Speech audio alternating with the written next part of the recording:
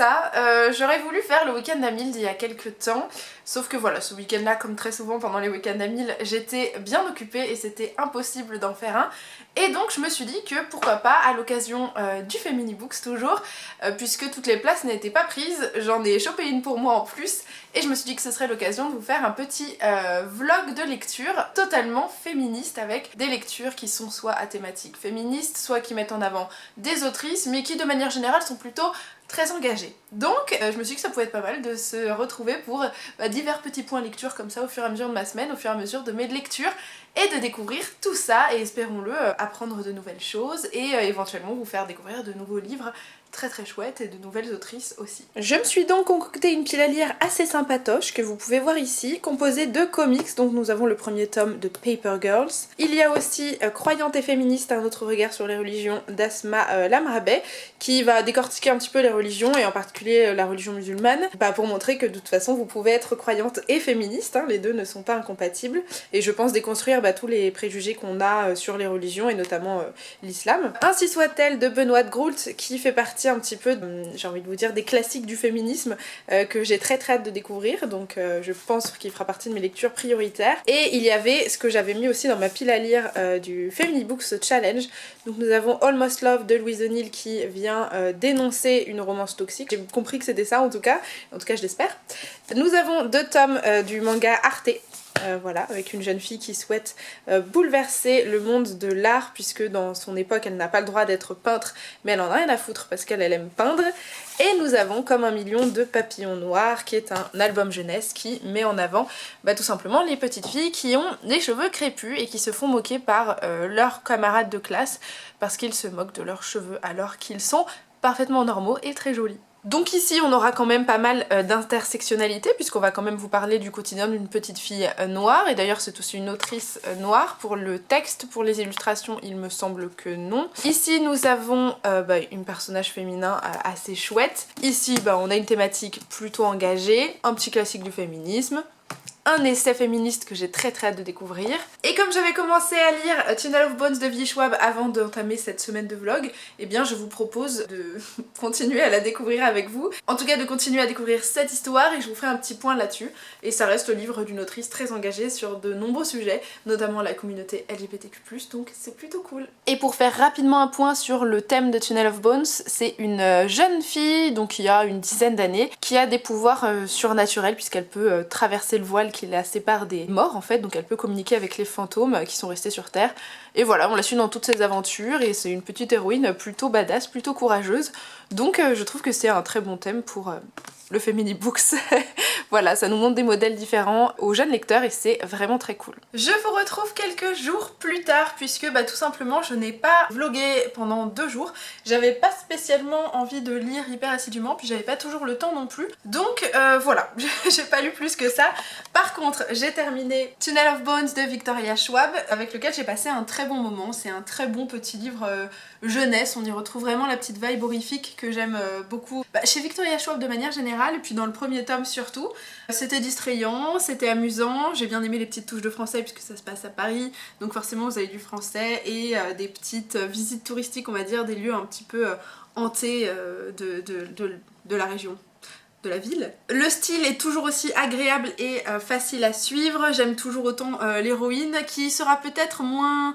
agaçante que dans le premier, même si moi je l'ai pas trouvée agaçante, mais je sais qu'on peut la trouver un petit peu Miss je sais tout, et là pour le coup elle se pose plutôt pas mal de questions, elle a pas mal de doutes, et on se les pose avec elle, et d'ailleurs je suis très curieuse de savoir où va nous mener le 3e tome, puisque vu la fin de celui-ci et vu les questions qu'on se pose dans celui-ci, c'est à peu près évident que nous aurons un 3e tome. J'ai pas grand chose de plus à vous dire pour le moment, si ce n'est que si vous avez aimé City of Bones, vous devriez apprécier celui-ci. Il comporte les mêmes éléments positifs, sans forcément proposer de redites avec le premier, ce que je trouve plutôt sympathique. Voilà, l'autrice enrichit son univers, et moi je trouve ça très bien, donc je vous recommande de découvrir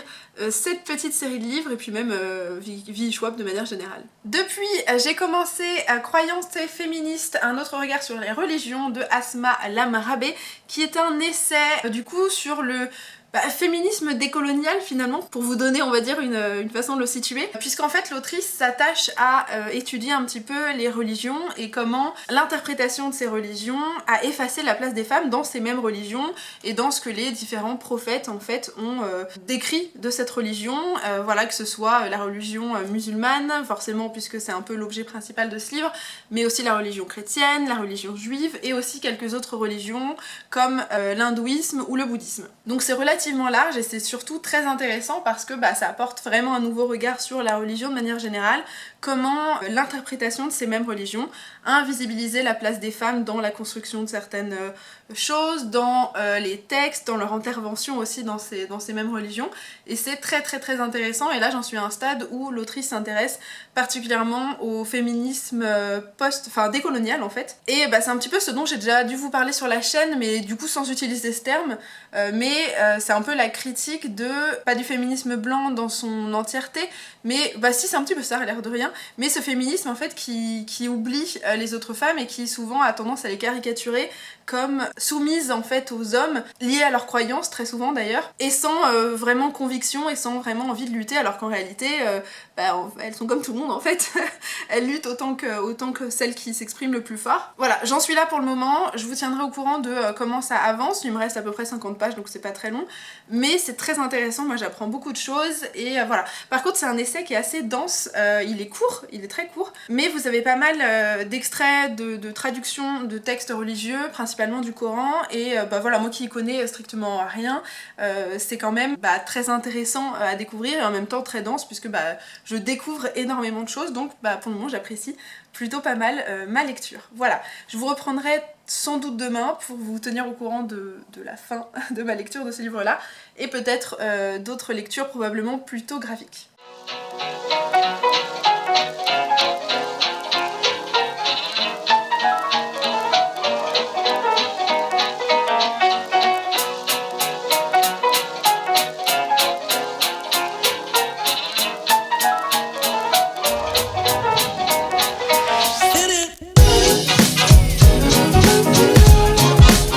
Je vous retrouve le lendemain et j'ai terminé de lire Croyante et féministe d'Asma Lamrabet et c'était vraiment très très très intéressant. J'ai appris énormément de choses via ce livre, notamment le féminisme islamique, puisque c'est tout simplement les femmes qui vont lire les textes du Coran et qui vont, donc les textes originaux, et qui vont les interpréter sans contexte socio-culturel patriarcal, dans le sens où la révélation des textes, quand ils ont été interprétés, c'était des contextes socioculturels où de toute façon les femmes avaient des positions très inférieures dans une société patriarcale, en dehors même d'un contexte religieux, et donc l'interprétation des textes, même s'ils incluaient finalement autant les hommes que les femmes dans n'importe quel mode de pensée, n'importe quel mode de vie, on allait interpréter certains textes restrictifs plus pour les femmes que pour les hommes et inversement. Du coup forcément on a placé les femmes dans une position d'infériorité dans l'interprétation des textes alors que les textes originaux ne le sont pas, et donc le principe même du féminisme islamique, comme l'explique l'autrice, c'est la relecture de ces textes sans les interpréter en fait d'un point de vue patriarcal, et donc en les révélant tels qu'ils sont finalement, c'est-à-dire sur un point de vue hyper égalitaire, puisque c'est ce qu'étaient les textes au départ. Donc ça, d'un point de vue déjà d'une totale néophyte, c'est hyper intéressant parce que comme beaucoup de gens, je vais penser que certains textes sont plutôt orienté, que peut-être il y a des failles, et en fait non, c'est vraiment une question d'interprétation. Et quand il y avait quelque chose d'assez flou, c'était souvent interprété de façon patriarcale, souvent lié vraiment à un contexte socio-culturel au moment de la révélation des textes. Et il y a un autre sujet qui est hyper intéressant à découvrir aussi, c'est ce qui s'appelle le féminisme décolonial ou postcolonial, où tout simplement l'autrice s'attache à nous présenter la position des pays souvent occidentaux qui venaient se poser en libérateurs de peuples, en libérateurs des femmes qui selon eux étaient forcément soumises à la religion musulmane, et notamment avec l'instrumentalisation du voile, où on a quand même énormément fait ce qui s'appelle le dévoilement, que ce soit il y a un siècle ou même tout à fait maintenant, en montrant que si une femme retire son voile, ou si on lui retire même, on la libère d'une forme d'oppression, alors que non seulement c'est un choix personnel, et qu'en plus se poser en tant que libérateur c'est aussi se poser en position de supériorité et donc toujours être en position d'oppresseur et donc de absolument pas libérer une femme de quoi que ce soit puisqu'on lui impose un commandement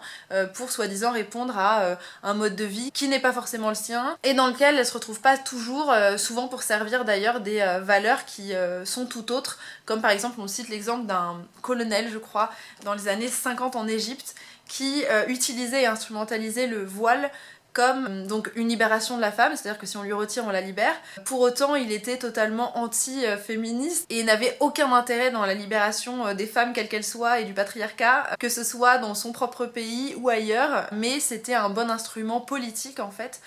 d'utiliser la libération des femmes musulmanes en leur retirant leur voile. Et du coup, l'autrice s'intéresse vraiment à ça et comment aussi des pays occidentaux et souvent des colons de toute façon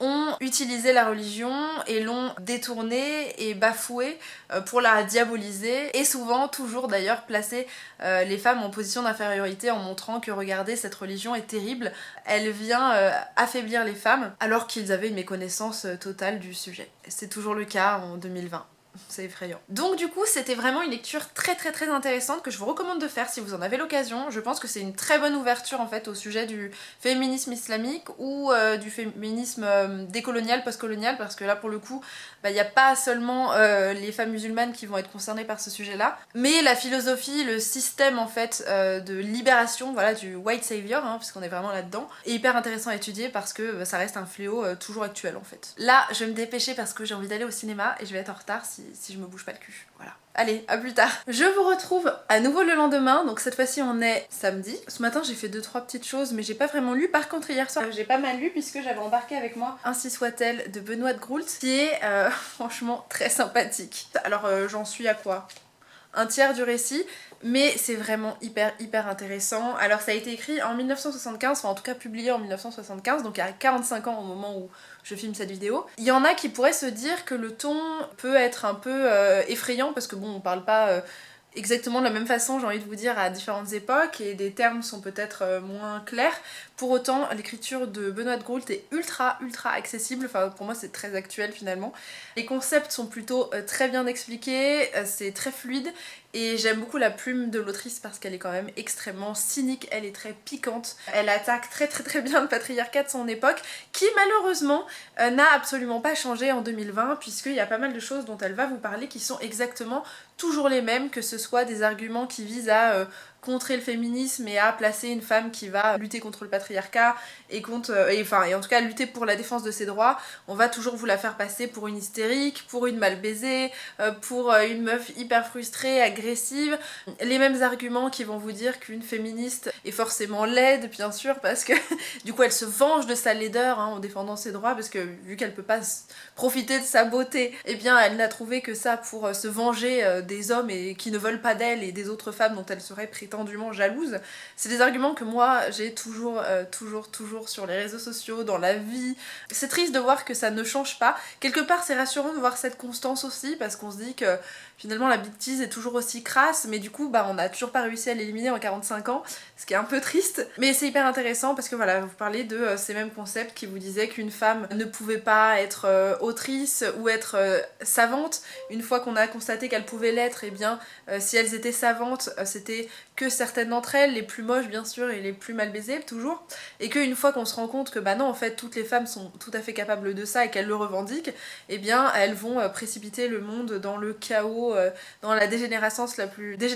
totale, puisque leur rôle est de maintenir la sphère familiale, et quand une femme vous dit que c'est pas ce qui l'intéresse principalement, et bien ça perturbe tout l'ordre patriarcal. Bref, le patriarcat j'ai envie de vous dire de manière générale, mais c'est vraiment hyper intéressant. Donc moi j'en suis qu'à un premier tiers et elle pose vraiment les bases de ce qu'est le patriarcat, en tout cas pour des sociétés, on va le dire quand même occidentales, puisque elle parle de ça. Après de temps en temps elle s'évade pour parler un peu des autres pays, mais voilà, c'est vrai qu'on va rester dans un féminisme pour le moment qui on va dire qui est assez libéral et qui encadrera peut-être pas tout le monde, en tout cas voilà, je pense qu'elle parle de son point de vue, mais c'est assez intéressant. Voilà, j'en suis vraiment qu'à là pour le moment. Je vous tiens au courant quand je vais terminer, mais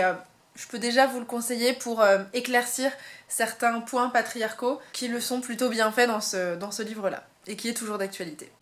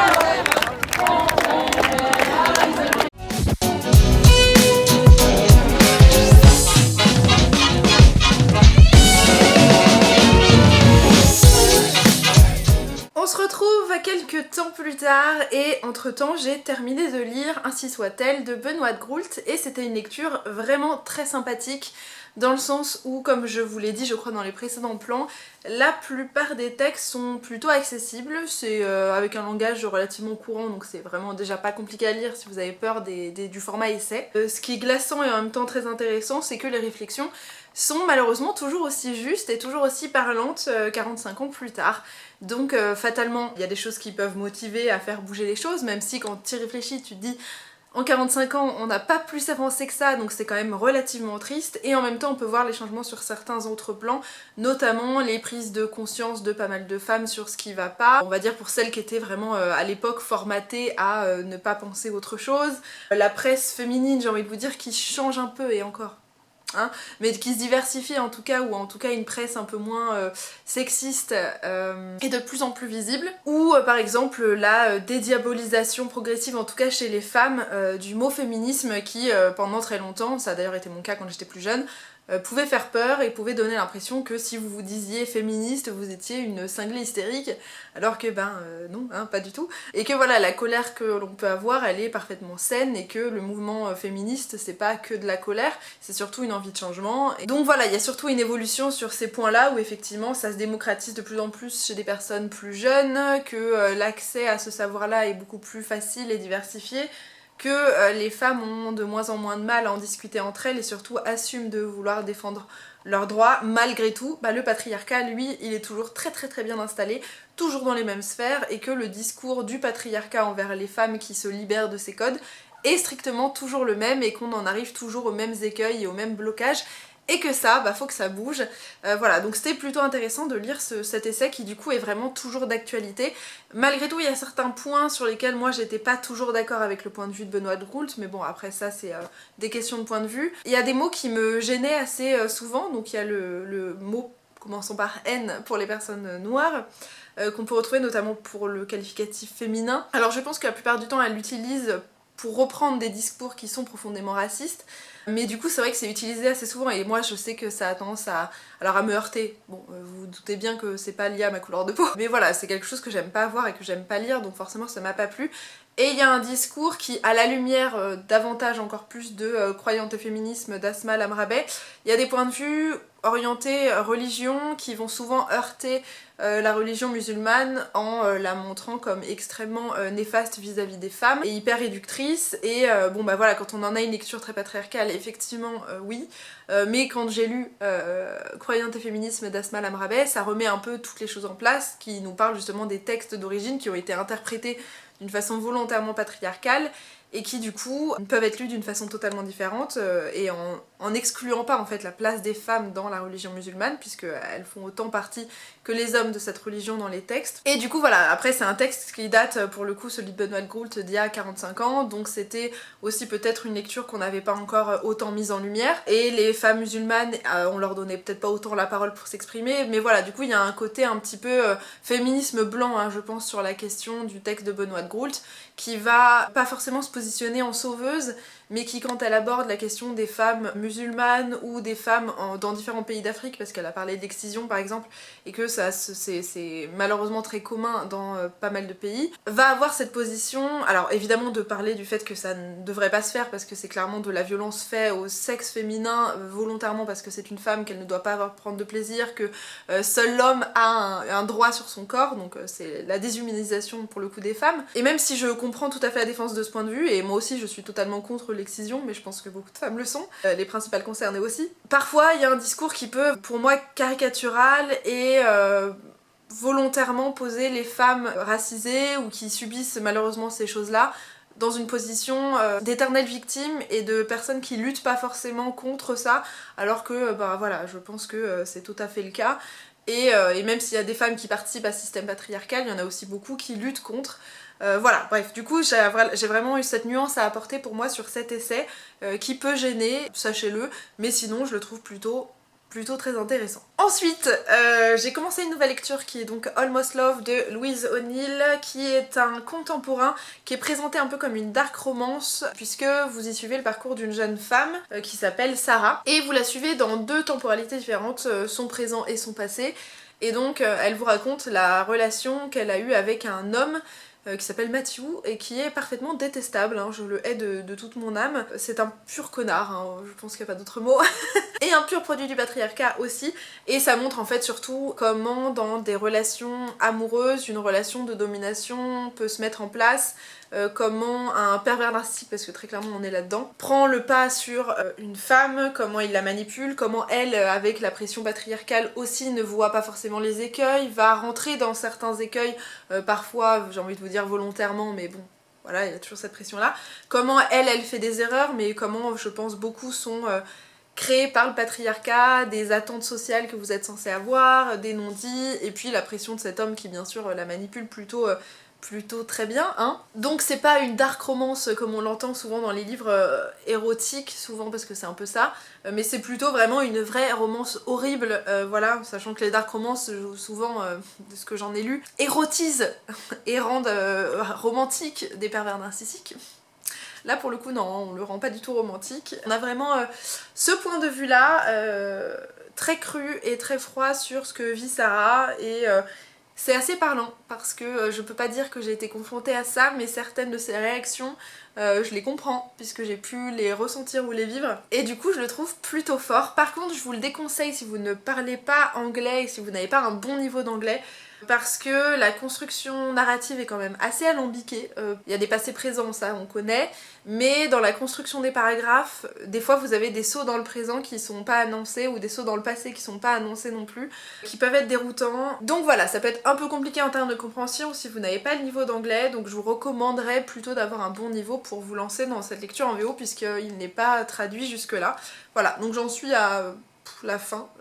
voilà, je vous tiendrai au courant quand je l'aurai terminé, mais je pense pas que mon avis changera beaucoup. On se retrouve en ce dernier jour de vlog qui aura donc duré plus d'une semaine, hein, puisque nous sommes littéralement la veille du jour où je dois publier cette vidéo. Ça va donc être le bon gros rush pour monter tout ça, et je viens de me rendre compte que Loka m'a fait un énorme trou, un nouveau, dans mon canapé. Bref, tout ça ne vous intéresse pas, mais donc j'ai terminé de lire Almost Love, que j'avais bientôt fini de lire dans le plan précédent. Et j'ai lu aussi un comics entre temps, et je pense que je m'arrêterai là. Je pourrais honnêtement avoir le temps de lire deux mangas qui sont à Alexia, qui sont 2 tomes d'Arte,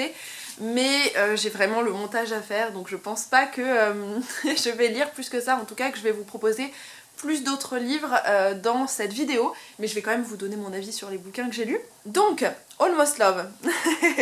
Bah écoutez, c'était vraiment une chouette lecture, moi je la trouve hyper intéressante dans le sens où c'est un très bon contemporain qui vous montre ce qu'est une relation toxique, ce que vous n'aimeriez pas retrouver dans une relation amoureuse, et ce qui est le mécanisme d'un pervers narcissique sur sa victime, et ça montre plutôt bien les conséquences que ça a aussi sur la victime. Alors on voit la mécanique entre les deux, avec la manipulation, les non-dits, l'isolement provoqué volontairement de la victime envers tout ce qui l'entoure, et beaucoup de gens, j'ai vu, ont fait des reproches à l'héroïne qu'ils trouvent insupportables. Ce que je peux comprendre, hein, parce qu'effectivement l'héroïne prend des tas de décisions qui sont totalement stupides, et où vous vous dites mais pourquoi elle fait ça, elle aggrave son cas, ou elle ne voit pas ce qui se passe. Bah non, littéralement elle ne voit pas, parce que quand on est sous l'emprise de quelqu'un, on n'a pas le recul, et justement on prend des décisions qui paraissent tellement connes auprès des gens, mais parce que tout simplement on ne voit même plus ce qui est correct et ce qui ne l'est pas, puisqu'on vit généralement sous l'emprise de quelqu'un, et donc il n'y a que ça en fait qui nous dirige, et c'est exactement ce qui se passe pour le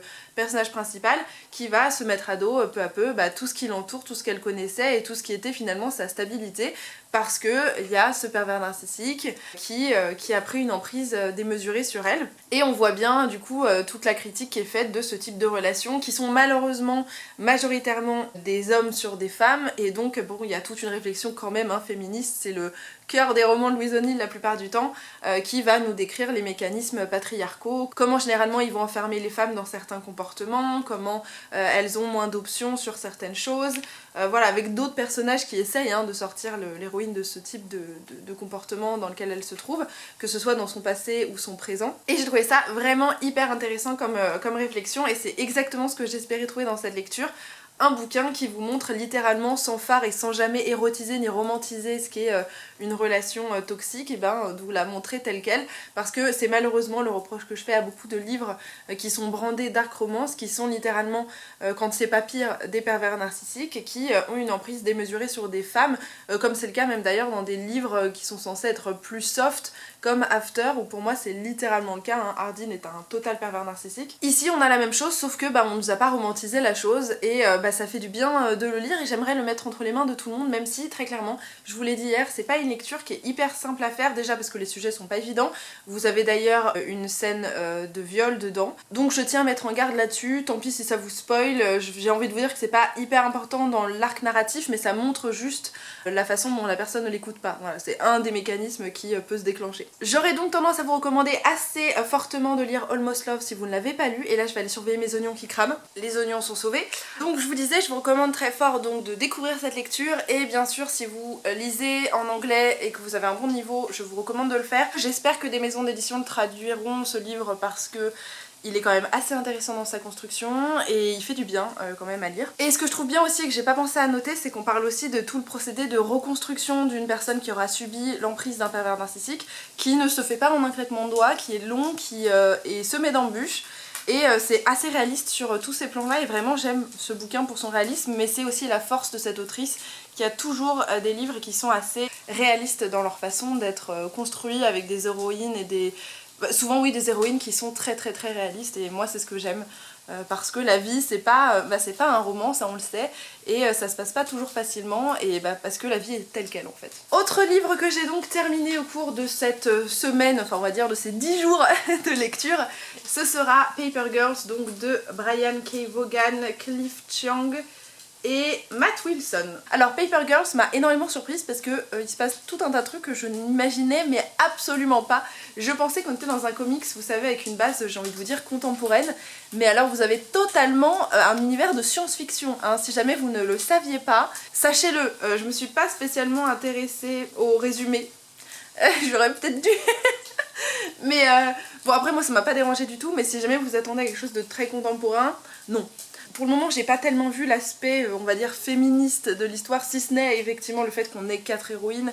qui vont se démerder avec des épreuves pas très cool, et ça fait du bien de voir justement des femmes dans cette position là, surtout dans un livre qui se passe dans les années 80 en fait, où beaucoup en fait d'histoires à cette époque là c'était justement les bandes de geeks, des 4 garçons, type Stranger Things en fait, hein, vous voyez. Bon là ce sont des jeunes filles. Et écoutez, je trouvais ça plutôt divertissant. Après le seul bémol, enfin moi ça me dérange pas, mais ça peut gêner des gens, c'est vraiment extrêmement SF, avec des trucs complètement bizarroïdes, avec des trucs qui peuvent sembler totalement fous. Je sais que ça peut ne pas du tout plaire aux personnes qui sont totalement réfractaires à ça, donc si vous aimez pas tout ce qui est créatures bizarres, vaisseaux chelous, ce genre de trucs, ne commencez pas Paper Girls, ça ne vous plaira pas. Moi ça m'a surprise, je m'attendais pas à ça. Il y a tout un tas de trucs qu'on comprend pas aussi, je pense que très volontairement les scénaristes nous laissent dans le flou. Il y a plein de choses qu'ils nous disent pas volontairement, donc vous êtes complètement largué à certains passages de l'histoire, vous savez pas ce qui se passe ni pourquoi. Enfin moi il y a des fois je me disais mais je vais faire défiler les pages, peut-être qu'à un moment je saurai où on va. Donc c'est très volontairement fait comme ça, mais personnellement ça m'a absolument pas dérangé. J'ai plutôt bien apprécié ce premier tome, et je suis très curieuse de lire la suite. C'est plutôt safe en termes de contenu et de ce qui se passe. En termes de gore ça va, il y a vraiment largement pire, c'est plutôt tranquille. Donc si jamais vous aimez un peu la SF et suivre une bande d'héroïnes, ça peut être sympa. Alors, je me rends compte au montage, au montage, que je n'ai pas fait de conclusion à cette petite semaine de vlog lecture. Enfin, cette petite semaine, c'est 10 bons jours quand même de vlog lecture. Mais voilà, je tenais à dire que du coup, j'étais quand même satisfaite de mon petit bilan, puisque du coup, j'ai lu 4 livres et un graphique. Donc je suis plutôt satisfaite, puisque déjà j'ai fait partir 2 livres de ma palle, ensuite 3 livres de mes emprunts bibliothèques, donc c'est pas très mal. Enfin, je suis toujours contente. Et puis surtout j'ai fait des lectures assez variées, donc c'est plutôt cool, entre de la SF avec des héroïnes féminines, un contemporain qui parle de relations toxiques, un petit livre fantastique avec une héroïne badass, et 2 essais sur le féminisme, dont le féminisme islamique et décolonial, et un essai sur le féminisme, on va dire, j'ai envie de dire tout court,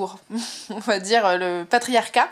C'était plutôt intéressant, et j'ai appris plein de choses en termes de féminisme déjà, et j'espère que j'ai pu vous faire découvrir pas mal de petites choses que vous avez appris apprécié ce petit vlog, que peut-être vous avez pu faire des découvertes en termes de lecture. Et j'espère que vous aurez passé un bon moment. Je vous indique en barre d'infos le lien vers la personne qui publiera demain. Alors là j'ai plus le nom en tête donc navré d'avance, mais je vous mets le lien pour que vous puissiez suivre toute la chaîne un petit peu de publication du Femini Books, et aussi le lien vers la personne d'hier du coup. En attendant, je vous souhaite une très bonne journée, fin de journée, potentiel confinement hein, vu l'actualité en ce moment. Je vous souhaite de bien prendre soin de vous, de faire de bonnes lectures, et moi je vous dis à bientôt pour une nouvelle vidéo. Bisous!